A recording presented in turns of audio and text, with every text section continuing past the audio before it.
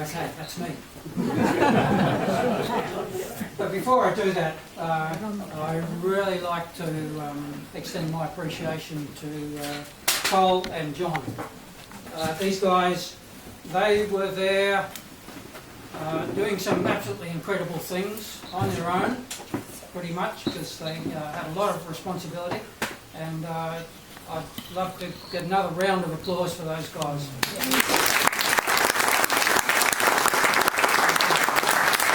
Now the downside is, of course, that I'm going to be nothing like them. I'm nowhere near as dapper, as you can see, as they were in their photos. And I have never worn khaki in the jungle. And I've never had a pistol strapped to my belt in the jungle either. So I'm going to let you down on those fronts, but hopefully make up on others. My story is actually going to start before the time of Cole and John, a little bit whilst I was there, and a fair bit after. So my story is quite different. And I'm going to start in 1941, and we're going to end in our current year. So keep with us. I'm not going to cover every year, by the way. So now, if you can imagine being in Australia in 1942. Right, what was happening in 1942? There was a war on. Australia was in pretty bad shape. All of our troops, all of our fit, healthy men, of course, were over in Europe, North Africa, fighting in war for England. Then in December 1941, what happened? Pearl Harbor. Yep. And in February 1942, what happened? Singapore. Darwin was bombed. And in March 1942, Broome was also attacked by aircraft. So Australia was well and truly in the thick of it.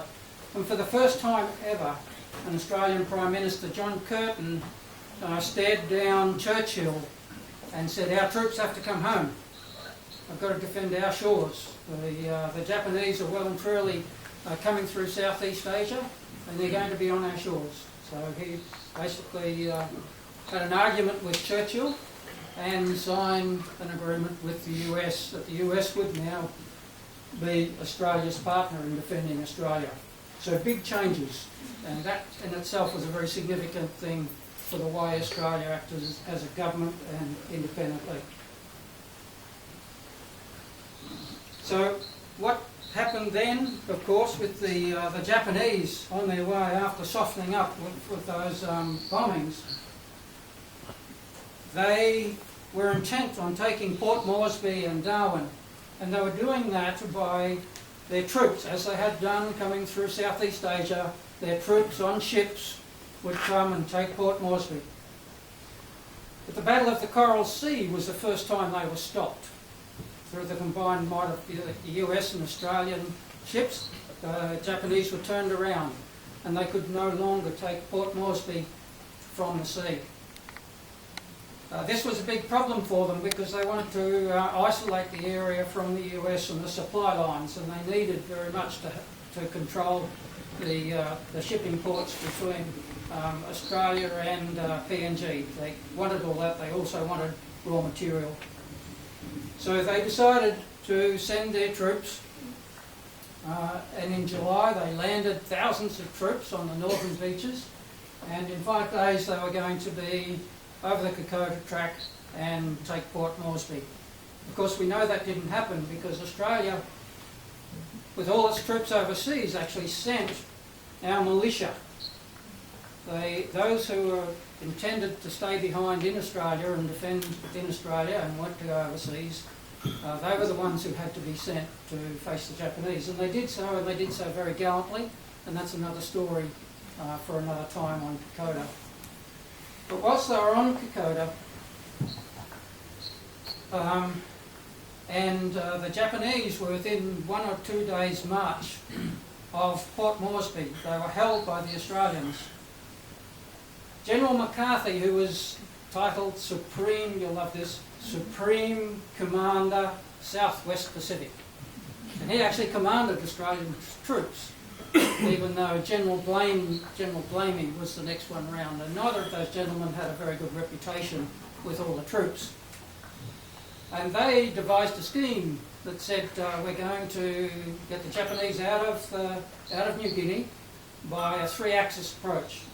The Australians will push them back on Kokoda, and we'll send our US troops over a track in parallel to cut the Japanese off.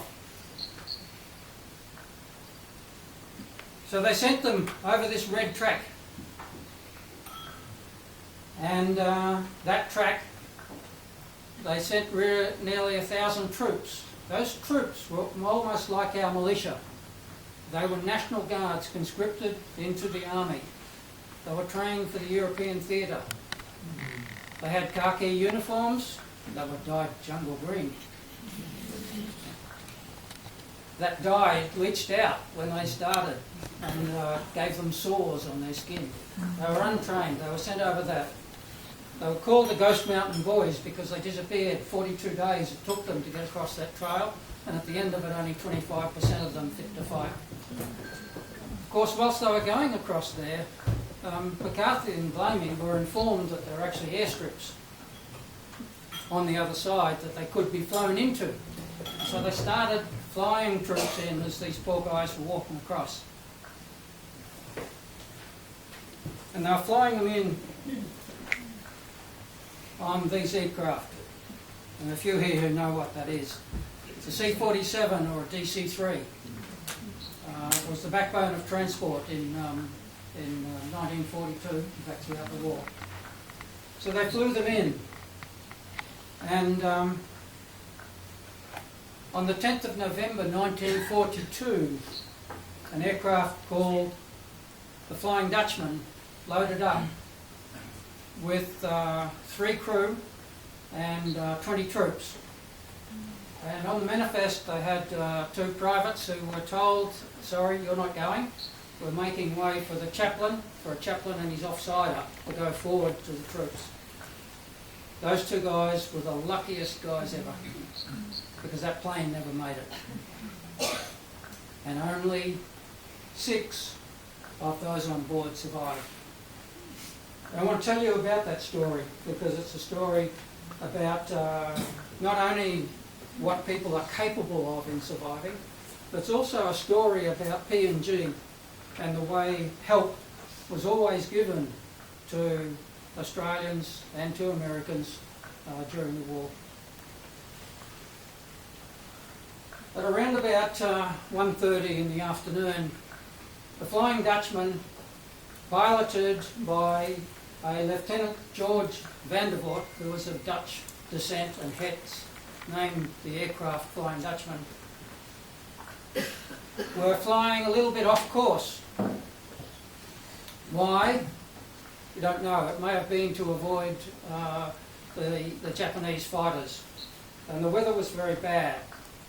And they hit a very sudden downdraft, and the aircraft dropped quite a lot. And that was a big bother, obviously, to the captain, because they were about to come up to the high part of the Owen Stanley Range.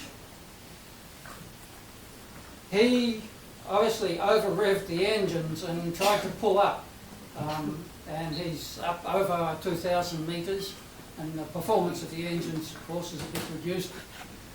He had a full load of troops in their gear, and anyway, he managed to pull up. And the troops in the back report that they clipped some trees and they thought they'd made it, only for 2 minutes later to crash into the side of Ghost Mountain. When they crashed, there were 6 died immediately. The plane was loaded with all of their gear and extra fuel, and there was a big fire, and they had to drag themselves out of the remains of the fuselage, about 50 metres from the plane, in pouring rain, because the fire, of course, had set off all the ammunition. So all the ammunition that they were carrying across started going off, and the whole front part of the plane actually burnt. During that evening, they crawled back to the plane. One of them didn't make it. They died in the evening. So that left 16 people out of that 23 in the plane.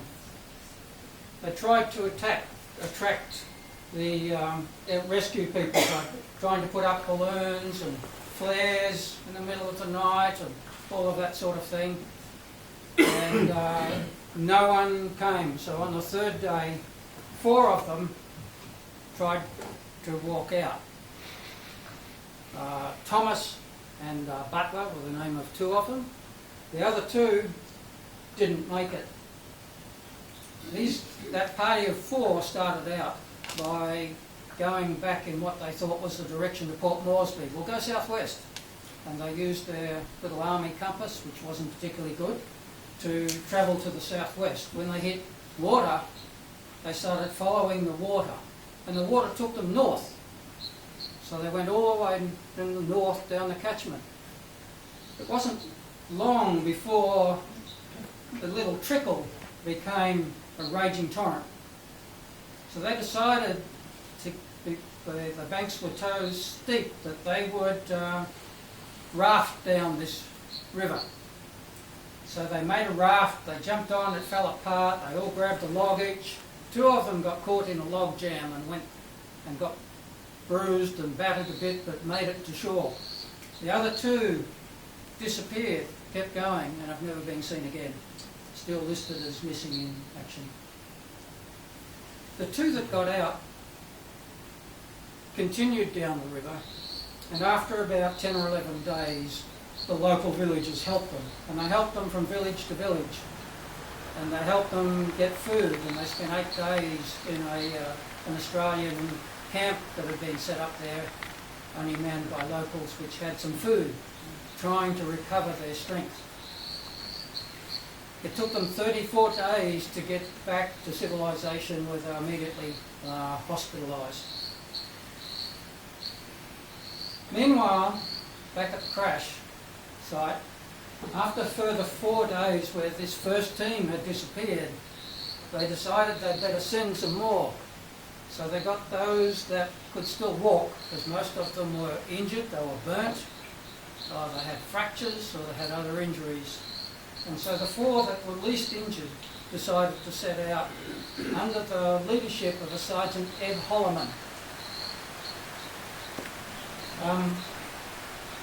By this stage, which was day 6 from the time they crashed, these who were the strongest had only eaten a bare minimum. They've had about a third of a tin of tomato juice. They'd had a little bit of a K ration, which was the ration pack that they'd have for a day. They had virtually almost nothing to eat for 6 days, because they agreed that of the minimal food that was there, that those who were injured would be first priority to getting those who were badly injured. So they set out after 6 days, not eating much, nothing to cut through the jungle. They were already weak. Right? They then travelled. They used the compass from the aircraft and travelled in that southwesterly direction.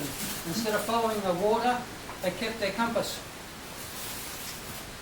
After 10 days of walking and only eating one little frog that they found in a creek, they struggled in and they found a hut that had some potatoes, sweet potatoes, and some squash and vegetables that obviously the villagers had left. And this was their first food, pretty much their first food, since they left Port Moresby. They couldn't cook the potatoes because they couldn't get a fire going. So they tried to eat them raw. The next day, some of the local villagers turned up and found them. And they helped them. They cooked the food and they gave them some food, their first food. So Calicut survived